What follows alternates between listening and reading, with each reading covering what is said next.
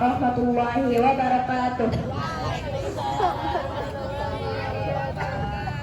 Alhamdulillahirabbil alamin wassalatu wassalamu ala asyrafil anbiya'i wal mursalin wa ala alihi wa sahbihi ajma'in, amma ba'd. Puji syukur kehadiran ilahi Rabbi yang telah memberikan kepada kami beribu macam nikmat. Salawat serta salam tercurah kepada Nabi kita, yakni Habibina wa Syafi'ina wa Maulana Muhammadin Sallallahu Alaihi Wasallam. Yang terhormat kepada Kepala Yayasan Sekolah Islam Jayawinata, Ibu Inta Budiarti, EPD, dan yang terhormat kepada Kepala Sekolah Islam SD Islam Jayawinata, Ibu Astri Amalia Soleha, SPD, yang terhormat kepada para guru Sekolah Islam Jayawinata, serta semua teman yang saya sayangi. Berdirinya saya di depan ini untuk menyampaikan tausiah tentang cara sederhana meneladani Rasulullah Shallallahu Alaihi Wasallam. Hari-hari ini memasuki bulan Rabiul Awal. Umat di seantero dunia mengingat kelahiran baginda Rasulullah Shallallahu Alaihi Wasallam, manusia terbaik, mutiara di antara bebatuan, utusan terakhir ilahi untuk menuntun manusia ke jalan kebenaran. Di tengah ragam perbedaan pendapat tentang kata maulid, apalagi dikaitkan dengan peringatan, ada satu hal yang penting untuk diingat, bahwa semua anak-anak umat ini setuju atau tidak dengan peringatan ini. Semua sepakat bahwa Muhammad itu harus dikenal, diimani, dicintai, dan ditaati. Kesepakatan ini yang seringkali saya istilahkan sebagai uswatun hasanah bagi seluruh manusia.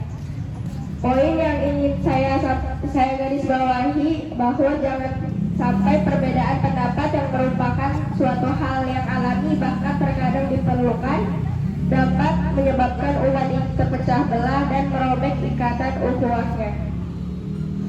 Kata kunci dari relasi antara Rasulullah Shallallahu Alaihi Wasallam dan umat ini adalah ketauladanan. Dalam Al-Quran ada dua kata yang dipakai untuk memaknai ketauladan ini.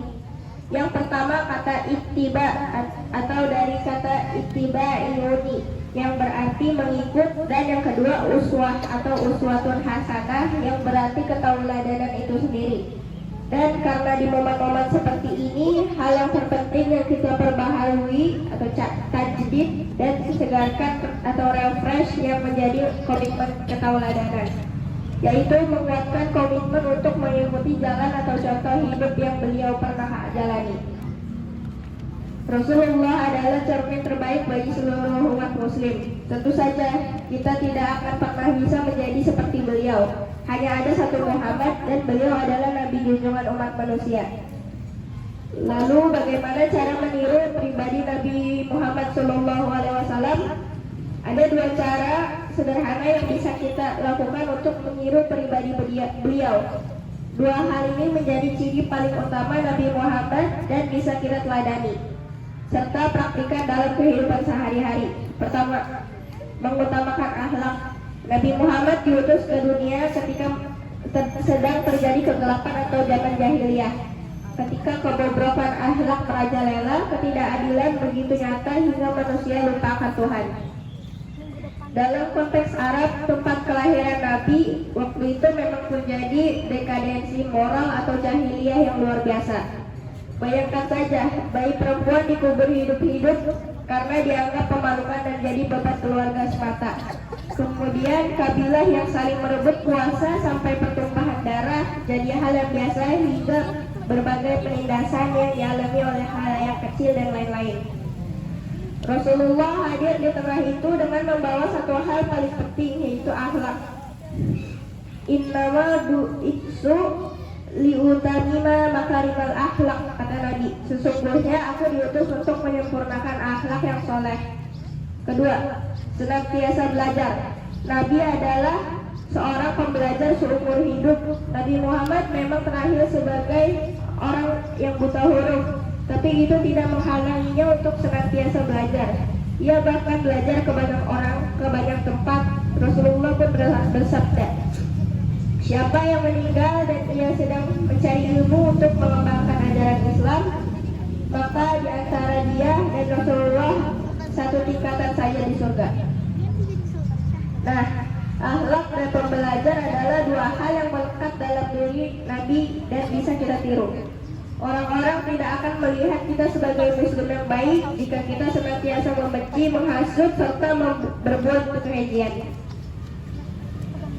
Dan akhlak itu tanpa ilmu tidaklah sempurna. Ilmu menjadikan umat manusia. Akhlak dan ilmu inilah yang wajib kita rengkuh agar kita paling tidak bisa mendapatkan syafaat dari Rasulullah dengan cara meniru apa yang telah beliau teladankan. Oleh karena itu, marilah kita berusaha semaksimal mungkin dapat meniru dan meneladani akhlak Rasulullah SAW dalam kehidupan kita sehari-hari. Demikianlah tausiah singkat yang dapat saya sampaikan. Semoga bermanfaat. Mohon maaf atas kekurangan dan kesalahan. Wabillahi taufiq wal hidayah. Wa akhiri da'wana alhamdulillahi rabbil alamin. Wassalamualaikum warahmatullahi wabarakatuh.